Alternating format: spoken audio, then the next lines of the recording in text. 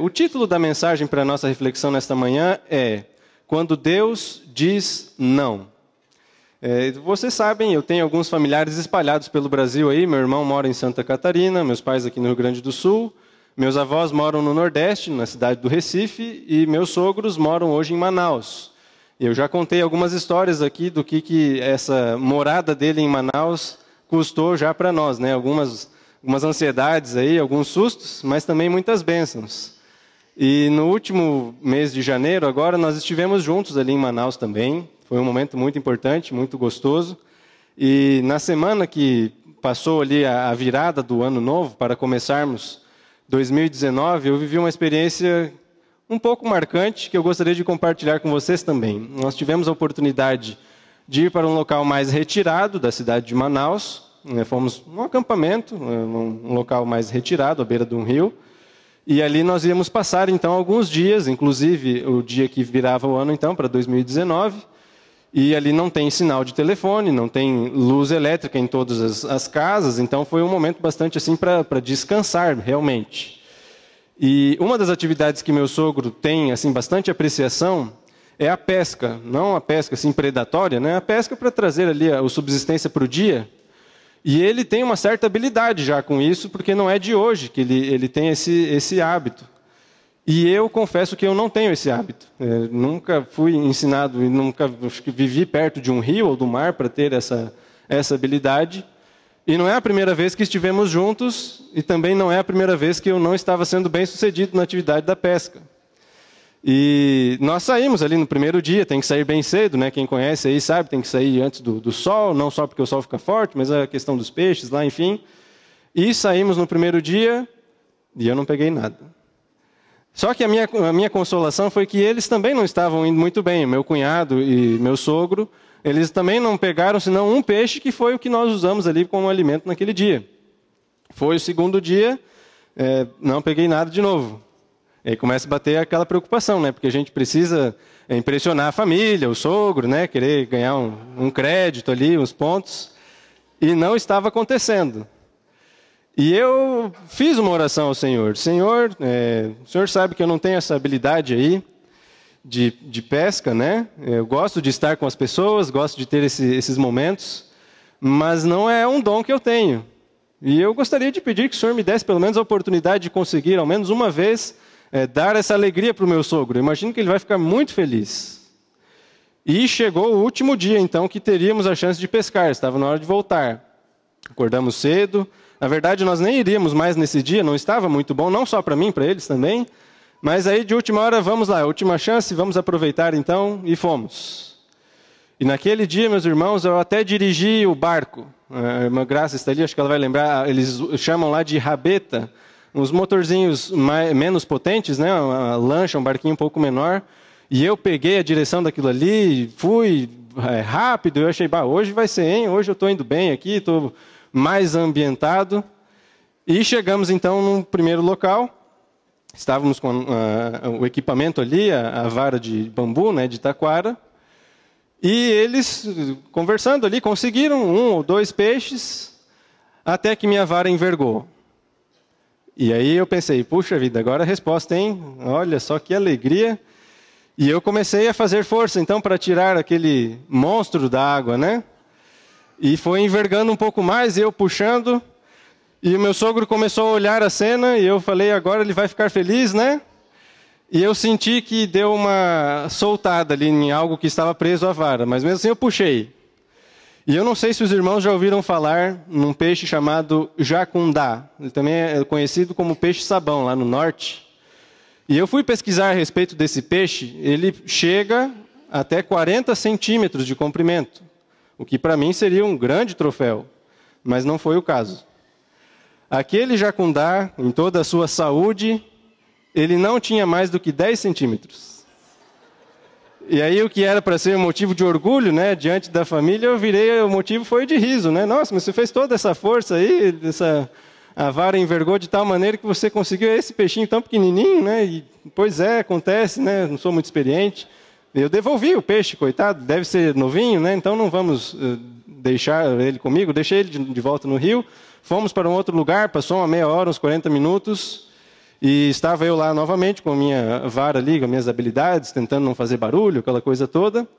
E uma hora eu fui puxar a vara para trocar, eu acho, a isca ali, que às vezes tem que se fazer, né? Ela some, a gente acaba não percebendo. E quando eu tirei novamente, sem perceber, estava preso o mesmo jacundá, ou o irmão dele, eu não sei. Um peixinho de 10 centímetros, de novo, meia hora depois, em outro lugar, não é possível que ele estava seguindo a gente. E eu tive que olhar para ele e dizer, meu amigo, você tem sorte mesmo, hein? Porque você não serve para nós, né? E aí eu devolvi, e eu não consegui pescar, foi nada. A minha oração recebeu uma resposta negativa naquela ocasião, né? E isso acontece, são coisas simples, mas nós sabemos também que às vezes, em nossa caminhada espiritual, nós recebemos alguns não de Deus em questões um pouco mais complexas. Às vezes uma situação no emprego, nós decidimos permanecer ou sermos fiéis a Deus, pedimos que aconteçam algumas coisas que julgamos ser o melhor e não acontece daquela maneira, nós recebemos um não.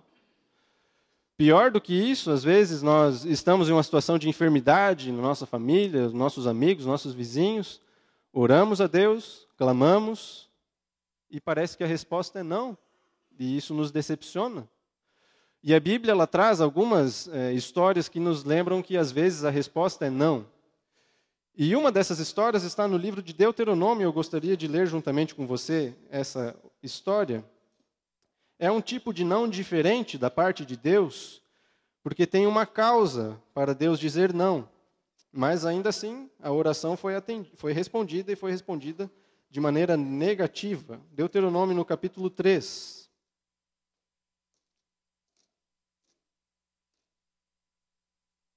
Deuteronômio no capítulo 3, a partir do versículo 23. O último livro do Pentateuco, escrito por Moisés.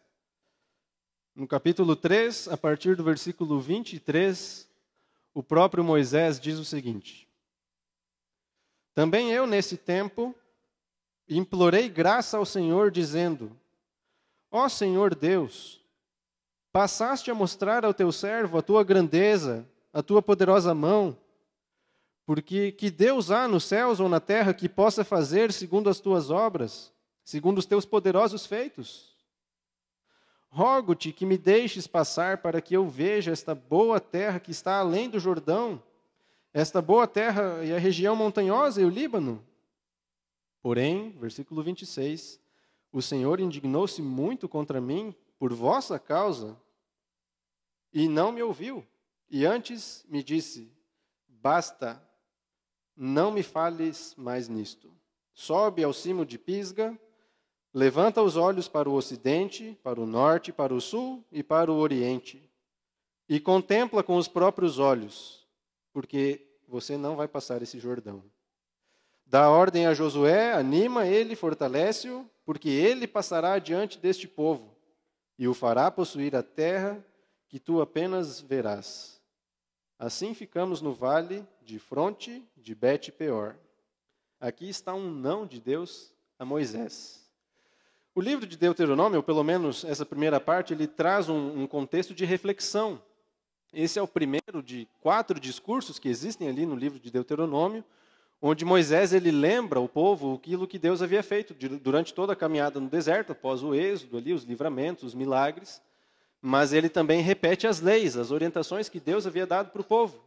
Tanto é que, para os hebreus, o livro de Deuteronômio ele tinha um outro nome, são as segundas palavras, ou a segunda lei, não porque está substituindo a primeira, mas é porque é uma repetição. Boa parte do livro de Deuteronômio é aquilo que já estava registrado, inclusive os mandamentos, nós sabemos. E além da repetição das leis, de todo esse contexto reflexivo aí da história de Israel, também há muitas bênçãos da parte de Deus, se o povo permanecesse fiel, e algumas consequências de escolhas negativas, se eles viessem a fazer as chamadas maldições também. E Moisés ele está num momento bastante reflexivo. Nós lemos esse trecho que está no meio do momento de recordações que ele está tendo, desde que Deus havia libertado o povo. E talvez agora, já no final da sua jornada, ele comece a lembrar algumas coisas importantes do seu ministério. Por exemplo, após saírem ali do Egito, passou um tempo no Monte Sinai, e eles rumaram então a direção à Terra Prometida, E é o episódio dos espias, em Números 13 e 14 também. Eu imagino Moisés chegando, então, agora às portas da Terra Prometida. Lembre-se que Moisés ele já não era jovem, que ele sai do Egito como o filho, talvez, um dos possíveis governadores ali, ou até mesmo um faraó, aos 40 anos de idade. E ele passa outros 40 anos no deserto, onde ele conhece sua esposa, e ele trabalha ali como pastor também dos rebanhos de seu sogro. E após isso, aos 80 anos, é que ele volta para o Egito para libertar o povo. Moisés já não era um jovem. E agora, ao chegar às portas da Terra Prometida e ver todo o cuidado que Deus teve com ele, com todo o povo, eu imagino que o sentimento dele era de alegria. Finalmente vamos receber a recompensa. Mas não foi isso que aconteceu, e você conhece a história. Dos 12 espias, os 12 concordaram em duas coisas: que a terra era boa e que o pessoal que morava lá era muito forte, eram gigantes e era um povo muito poderoso. Nisso os 12 concordaram. Só que em outros aspectos, nem todos concordaram, só 2. 2 concordaram que Deus poderia dar a vitória, e 10 que Deus não iria dar a vitória para eles. E lá em Números 13 e 14, Deus diz que o povo não iria entrar na Terra Prometida, eles não estavam preparados. E eu fico imaginando talvez a frustração de Moisés. Acontece, por exemplo, quando nós estamos, eu lembrei dessa situação também, às vezes tenho a oportunidade, o privilégio, e aconselho que sigam esse exemplo também, de lavar a louça lá em casa. E quando isso acontece, eu faço toda uma matemática e um preparo psicológico, deixando as coisas mais difíceis para o final, e vai indo assim, empilhando ali direitinho.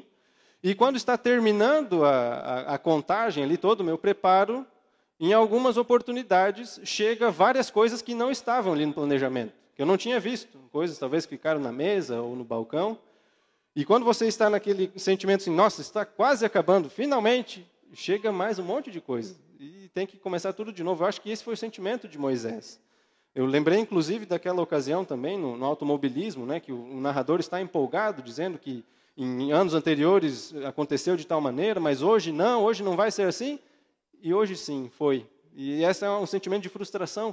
E Moisés tem esse sentimento. Nossa, estávamos tão perto. E por causa desse povo teimoso, rebelde, Deus disse que vamos ficar mais 40 anos no deserto. Puxa vida, que situação desagradável. E dentro desse contexto de reflexão, há um comentário no livro Os Escolhidos, que eu gostaria de compartilhar com vocês, na página 315, que diz o seguinte, enquanto Moisés estava nesse momento de reflexão: a sós, Moisés relembrou sua vida de privação e sofrimento, desde que havia deixado as honras da corte e de um reino que poderia ter sido seu lá no Egito, para arriscar seu futuro ao lado do povo escolhido de Deus. Moisés se lembrou dos longos anos do deserto, nos rebanhos de Jetro. Ele lembrou do aparecimento do anjo na sarça ardente e o chamado para libertar Israel. Ele viu novamente os grandes milagres do poder de Deus manifestados em favor do povo escolhido e a paciente misericórdia de Deus durante os anos de peregrinação e rebelião. De todos os adultos do vasto exército que deixou o Egito, apenas 2 foram achados dignos de entrar na terra prometida. Sua vida de provação e sacrifício parecia ter sido quase em vão. Moisés está reflexivo. Está no final da sua jornada, do seu ministério. Tem ali um momento, talvez, mais uma vez, de buscar de Deus a resposta que para ele seria favorável, melhor, mas Deus disse não. E desse texto que nós lemos, no comentário aqui dos escolhidos, diz que apenas 2 adultos daquele povo todo, o exército de Israel, entraria na terra prometida, em Canaã. Só que Moisés não era um desses 2. E nós lembramos, e vamos ver agora, Números, no capítulo 20, o porquê que Moisés não era um desses 2 que deveria entrar na terra prometida. E esta, na verdade, foi a causa dele ter recebido um não de Deus. Números, livro de Números, no Antigo Testamento, no capítulo 20, e nós vamos ler a partir do versículo 2. Números, capítulo 20, a partir do versículo 2. Ali nós lemos o seguinte: não havia água para o povo, Então se ajuntaram contra Moisés e Arão. E o povo contendeu com Moisés e disseram: antes tivéssemos perecido quando expiraram os nossos irmãos perante o Senhor. E eles estão se referindo aqui à rebelião de Corá e os outros dois que queriam voltar para o Egito e deixar Moisés sozinho. E eles perguntam no versículo 4, por que trouxestes a congregação do Senhor a este deserto, para morrermos aí, nós e os nossos animais? Por que nos fizeste subir do Egito para nos trazer este mau lugar, que não é uma terra de cereais, nem de figos, nem de videiras, nem de romãs, e nem mesmo de água para beber? Então Moisés e Arão se foram de diante do povo, para a porta da tenda da congregação, e se lançaram sobre o seu rosto, e a glória do Senhor lhes apareceu. Disse o Senhor a Moisés: toma o bordão, ajunta o povo, tu e Arão teu irmão, e diante dele falai a rocha, e dará a sua água. Assim lhe tirareis água da rocha, e dareis a beber à congregação e aos seus animais. Então Moisés tomou o bordão de diante do Senhor, como lhe tinha ordenado. Moisés e Arão reuniram o povo diante da rocha, e Moisés lhe disse: ouvi agora, rebeldes, porventura faremos sair água desta rocha para vós outros? Moisés levantou a mão e feriu a rocha 2 vezes com o seu bordão, e saíram muitas águas, e bebeu a congregação e os seus animais. E o versículo 12, mas o Senhor disse a Moisés e a Arão: visto que vocês não creram em mim para me santificarem diante dos filhos de Israel, por isso não fareis entrar este povo na terra que lhe dei. Aqui está a causa do não que Moisés recebeu. Nem sempre acontece isso. Às vezes nós aparentemente não temos uma explicação lógica para algumas das respostas de Deus, mas Moisés ele teve um deslize, e esse deslize foi a causa do não. A água parou de correr, porque se você lembrar da história aí de Israel, essa não é a primeira vez que o povo reclama que não tinha água e que eles não sabiam ali o que fazer. Em uma outra ocasião, Moisés ele teve que bater na rocha, porque Deus disse para ele bater na rocha. E aquela rocha, de acordo com outros textos no livro de Salmos, também nós vamos ler daqui a pouco em 1 Coríntios, ela acompanhou o povo, de alguma maneira, aquela fonte fez com que o povo tivesse água por muito tempo. E, novamente, agora, depois desse episódio de Meribá, quando Moisés ele não obedeceu à ordem de Deus, a água continuou jorrando e aquele povo continuou tomando, até que eles chegaram às portas da terra prometida de novo. Talvez Moisés comece a ver aquele filme de novo em sua mente. Nossa, estamos aqui de novo. Tomara que ninguém faça nenhuma besteira, porque senão não vai ter como mais. Nós estamos às portas da terra prometida mais uma vez. E nesse contexto de pensamentos da parte de Moisés, para a fonte de jorrar água. O povo não entende, começa a ficar preocupado. Nossa, estamos sem água de novo, e começam a murmurar, a reclamar contra Moisés. Esse era um teste de fé para o povo. Eles estavam às portas da terra prometida, já era possível sim enxergar as colinas ali da terra prometida, uma terra que era bonita, ela era próspera, e eles teriam acesso a tudo aquilo se confiassem em Deus. Não era hora de ficar com medo, não sabendo o que fazer, ou querendo voltar para o Egito, era hora de confiar que era para seguir em frente, Deus ia dar a vitória. No meio desse teste de fé do povo hebreu, Moisés e seu irmão Arão, eles escorregaram. E algumas coisas nós podemos aprender com esse erro de Moisés. A primeira delas, e como ele disse mesmo, o povo estava errado, o povo não estava certo. O povo realmente era teimoso, reclamava muito, não reconhecia as bênçãos de Deus. E isso tudo era verdade. Mas há uma maneira correta de dizer a verdade. E não foi do jeito que Moisés fez, explodindo, tomando uma responsabilidade que não era sua. Muitas vezes nós temos também a opinião que é a mais acertada, talvez à luz da própria palavra de Deus. Mas a maneira como transmitimos isso para as outras pessoas pode causar uma impressão tão negativa que é como se não fosse a vontade de Deus que aquilo acontecesse. O povo era rebelde, mas Moisés poderia ter feito as coisas de outra maneira. O verso 10 também nos chama muita atenção, Porque em todos os episódios do povo de Israel, em termos de milagre, Deus é quem estava por trás daquilo que era realizado. E no capítulo 20, aí no verso 10, quando Moisés e Arão reúnem o povo, parece que Moisés ele toma para si essa responsabilidade, dizendo: ouçam agora, rebeldes, porventura faremos sair água desta rocha para vocês? Não era Moisés que ia fazer sair água da rocha. Nem o bordão de Arão, é Deus, o poder de Deus que ia fazer, assim como tinha sido em todos os episódios anteriores. Mas às vezes acontece, talvez pela experiência com Deus, muito tempo de relacionamento com Deus, vindo à igreja, estudando a Bíblia, nós começamos a desenvolver esse sentimento de que nós estamos prestando um favor para Deus. E eu tinha um professor que ele divulgava essa ideia com as hashtags, né, como se tivesse uma hashtag de nada, Senhor. Eu estou aqui, já que o Senhor não está resolvendo, deixa que eu faço, de nada, não precisa agradecer. E é mais ou menos essa postura que Moisés tem nesse episódio. Claro, Moisés não agia dessa maneira. Foi um episódio à parte na história de Moisés, onde ele explodiu. Mas essa fala dele traz essa atitude. E isso é muito perigoso para nós também. Precisamos estar na igreja? Sim, é correto. Precisamos estudar a palavra de Deus? Claro, temos diversas maneiras de fazer isso, diversos incentivos. Os 10 dias de oração agora também. Nada disso é errado. Mas nós precisamos lembrar que nós não estamos fazendo um favor para o Senhor. Fazemos isso porque é o certo. Deus é quem realiza todos os milagres em nossa vida. E é Ele quem nos dá condições de estarmos na sua presença. Não era Moisés que tinha que fazer tirar água da rocha, era o próprio Deus. E essa era uma oportunidade, mais uma vez, que ele teve de mostrar para o povo quem é que estava governando a nação de Israel.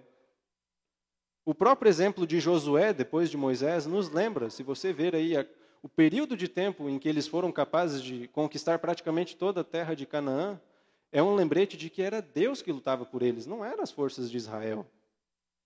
E Moisés falhou nesse aspecto, foi um exemplo negativo para o povo. E, finalmente, há também um aspecto importante em relação a esse erro de Moisés, e agora sim nós vamos ao livro de Coríntios, na primeira carta, no capítulo 10, porque esse episódio da água saindo da rocha deveria trazer uma lição para o povo, e essa lição não foi possível porque Moisés ele destruiu o simbolismo que havia ali.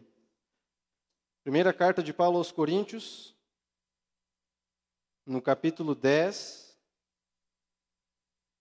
versículos 3 e 4. No Novo Testamento, primeira carta aos Coríntios, capítulo 10, versículos 3 e 4.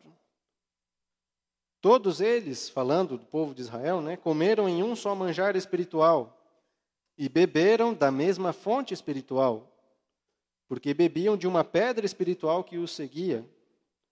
E a pedra era Cristo. É claro que Paulo ele está fazendo aqui uma aplicação às experiências de Israel, mas ao ele mencionar essa expressão que a pedra era Cristo, nós podemos entender que Moisés ele acabou complicando esse simbolismo da pedra, simbolizando, significando Cristo naquele momento. Por quê? Cristo deveria ser ferido apenas uma vez. Ele é a rocha, ele é a pedra angular. Jesus seria ferido apenas uma vez. Depois disso, todas as pessoas que quisessem ter acesso à água da vida, elas poderiam ter acesso, mas não precisava mais ferir a rocha. Bastava falar, bastava pedir. Moisés ele destruiu esse bonito simbolismo, significado daquele momento que Deus estava trazendo através desse episódio da rocha. Nós sabemos hoje que Jesus não precisa morrer novamente, nós temos acesso a Ele única e exclusivamente através do nosso vontade, querer, Senhor, me dê o seu perdão, a sua misericórdia, isso funciona, não deixou de existir. Mas a mensagem poderia ter um peso diferente se Moisés não tivesse estragado esse símbolo. Ele tomou um lugar, uma posição que não era sua, e assumiu essa responsabilidade que também não era sua, e impediu o povo de ter essa noção de que a rocha eterna, ela seria ferida apenas uma vez, e nunca mais. Depois bastava pedir, e iria fluir água da vida daquela rocha que é Cristo, a água espiritual. Moisés teve esse deslize. E algumas pessoas têm a característica assim, de racionalizar, às vezes, a situação. Pegando o exemplo de Moisés. Mas foi o calor do momento. Nossa, nós vemos aí o exemplo, Moisés ele nunca fez isso, ele sempre estava ali fiel, inclusive ele pediu para riscar o nome dele do livro da vida se o povo não fosse salvo. Moisés ele teve só um deslize, ele não precisava de tudo isso. Ou então, algumas pessoas também podem dizer, mas não foi nada demais, né? Entre falar e bater, o que importa é que saiu a água, né? A gente vê aí que, no final das contas, deu tudo certo. Ou ainda, foi só essa vez. Não temos outro registro aí na história após o êxodo de Moisés, fazendo com que o povo tivesse em maus lençóis, vamos dizer assim, não tivesse a oportunidade de ter um encontro com Deus. Foi só essa vez. Não racionalize. Deus deu uma ordem muito específica para Moisés. Deus espera de nós algumas observações bastante específicas também. Nós não precisamos ficar procurando brechas e tentando racionalizar as nossas atitudes. Senhor, mas foi aquela vez isolado, eu não sabia o que fazer e acabei pisando na bola. Senhor, é que eu estava com muita pressa, estava passando uma situação delicada e acabei falando o que não devia, fazendo o que não devia. Não racionalize. A Bíblia nos diz inúmeras vezes que existe perdão mediante a confissão. Não precisamos esconder ou racionalizar. Moisés ele errou, ele desobedeceu a Deus. Mas de toda essa história nós aprendemos também pelo menos duas lições muito importantes, caminhando para o final da mensagem nessa manhã. A primeira delas está lá no livro de Deuteronômio, nós vamos voltar a ele no capítulo 33. Final do livro de Deuteronômio. Capítulo 33, do verso 27 até o verso 29. Deuteronômio 33, a partir do versículo 27. Ali lemos o seguinte: O Deus eterno é a tua habitação, e por baixo de ti estende os braços eternos. Ele expulsou o inimigo diante de ti e disse, destrói-o. Israel, pois, habitará seguro. A fonte de Jacó habitará a sós, numa terra de cereal e de vinho, e os seus céus destilarão orvalho. Feliz és tu, ó Israel! Quem é como tu? Povo salvo pelo Senhor, o escudo que te socorre, a espada que te dá alteza. Assim os teus inimigos te serão sujeitos, e tu pisarás os seus altos. Essa foi a atitude de Moisés após receber um não de Deus.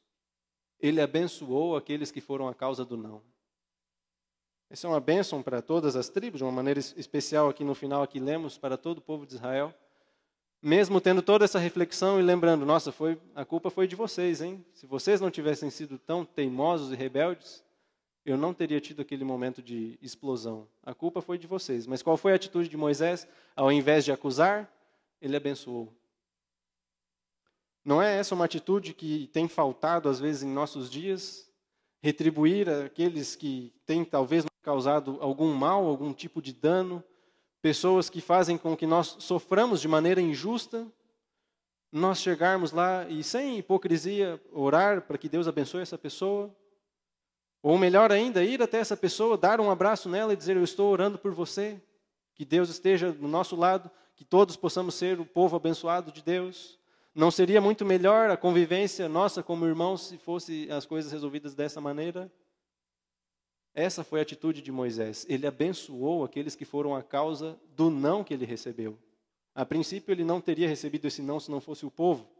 Mas não é só isso. No capítulo 32, aí, se você voltar uma página, do versículo 1 até o 4, nós lemos o seguinte: Inclinai os ouvidos, ó céus, e eu vou falar. Ouça a terra as palavras da minha boca. Goteje a minha doutrina como a chuva, e destile a minha palavra como orvalho, como chuvisco sobre a relva, e como gotas de água sobre a erva. Porque eu proclamarei o nome do Senhor. Engrandecei o nosso Deus. Eis a rocha. Suas obras são perfeitas, porque todos os seus caminhos são juízo. Deus é fidelidade, e não há nele injustiça. Ele é justo e ele é reto. Segunda atitude importante de Moisés em relação a toda essa história, ele louvou o nome daquele que disse não para ele. O relacionamento de Moisés com Deus nos ensina muitas lições. Uma delas é que nós temos liberdade de conversar, de dialogar com Deus. Moisés foi a Deus e conversou e tentou, de alguma maneira, ter os seus desejos atendidos. Senhor, por favor, me deixa entrar na terra prometida. Ele foi a Deus, ele clamou, ele fez a parte dele. Mas quando Deus disse não, Moisés aceitou o não e louvou o nome de Deus.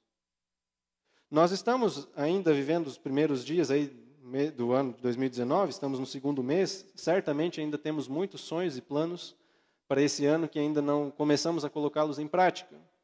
Talvez alguns deles nós estejamos colocando nas mãos de Deus também.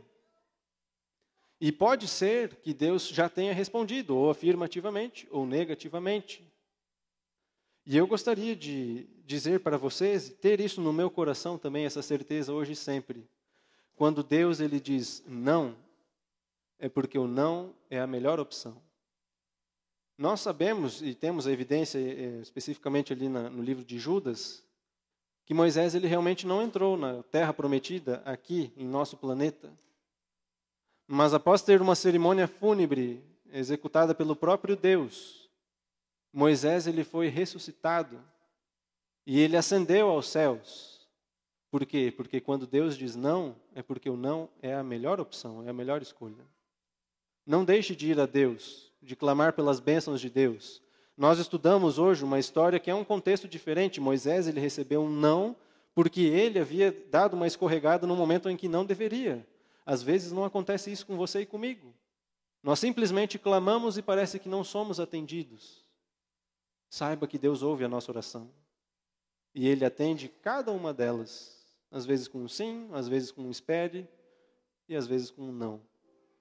Mas que em 2019, em toda a nossa vida, até nos encontrarmos com Ele, possamos ter a certeza de que louvado deve ser o nome do Senhor, porque Ele é justo, Ele é a nossa rocha, a fonte da nossa salvação, da nossa bênção, e que Ele nos dê a alegria de experimentarmos essa bênção e de compartilharmos ela com as outras pessoas, e inclusive com aqueles que nos têm causado tão mal. Moisés nos ensinou essas preciosas lições, e hoje permanece como um testemunho vivo para todos nós que temos o desejo de viver o sonho de Deus em nossa vida. Que Deus nos ajude a termos essa certeza e a segurança de que a resposta que Ele tem para cada um de nós é a melhor. Nós vamos escutar um louvor especial neste momento e na sequência eu gostaria de fazer uma oração por mim, por você, nesta manhã.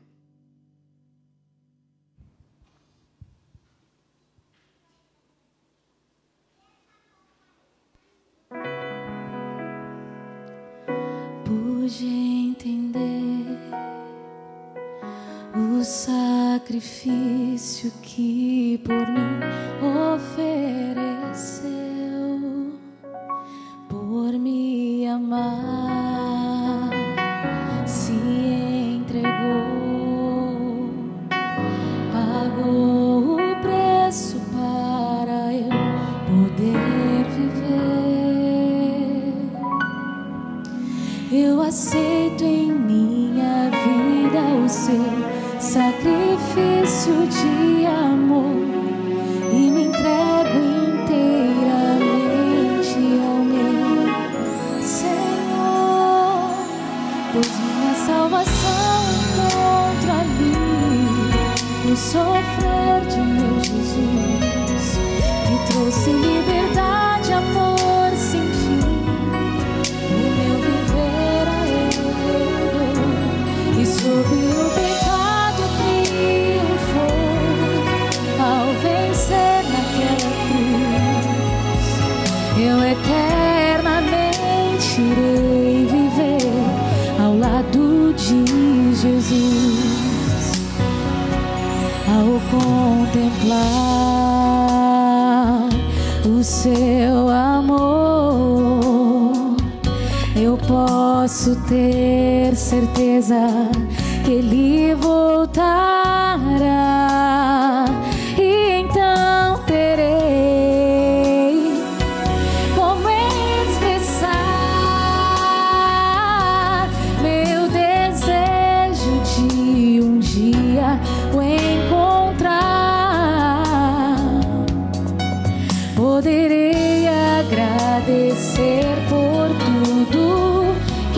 fez por mim, e num lar de paz eu viverei, enfim, pois minha salvação encontro ali, no sofrer de meu Jesus, que trouxe liberdade, amor sem fim.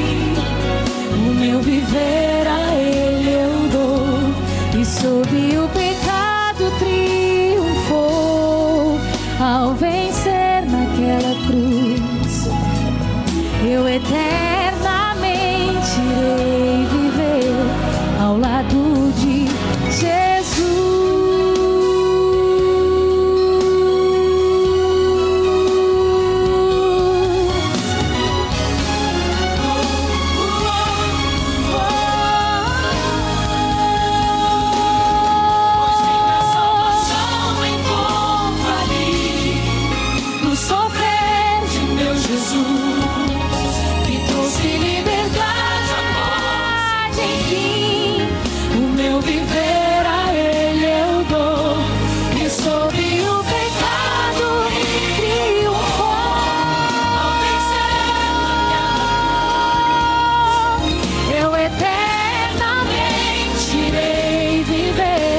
Ao lado de Jesus, eu eternamente irei viver ao lado de